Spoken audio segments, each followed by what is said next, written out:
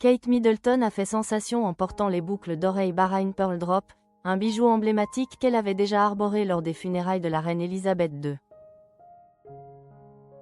Ce choix vestimentaire s'inscrit dans une tradition de respect et de mémoire, alors qu'elle assistait au Commonwealth Day à l'abbaye de Westminster aux côtés du prince William.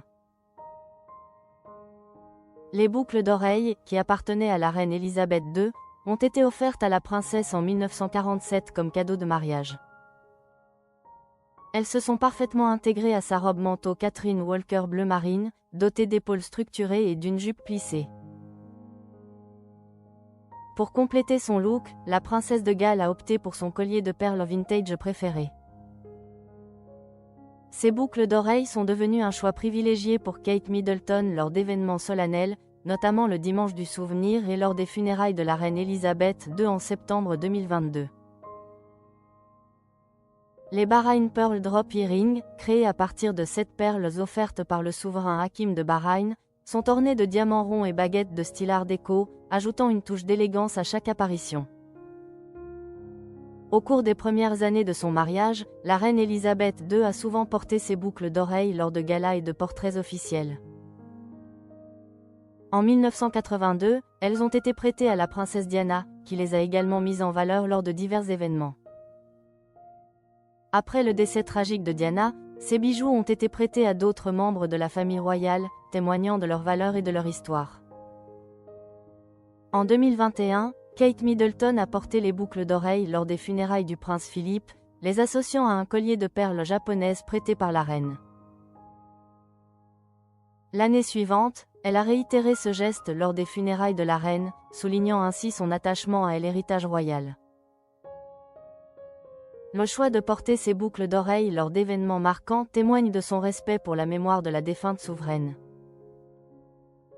La princesse de Galles a également su apporter une touche d'élégance lors des célébrations de la journée du Commonwealth.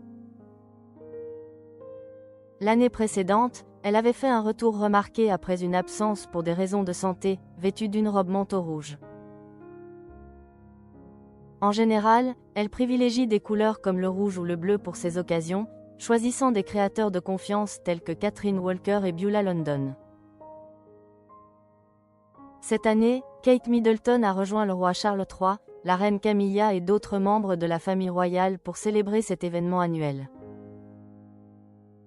Le thème de cette édition a mis en avant la collaboration comme force déterminante du Commonwealth moderne, un message que le roi Charles a souligné dans sa déclaration, évoquant les défis géopolitiques actuels.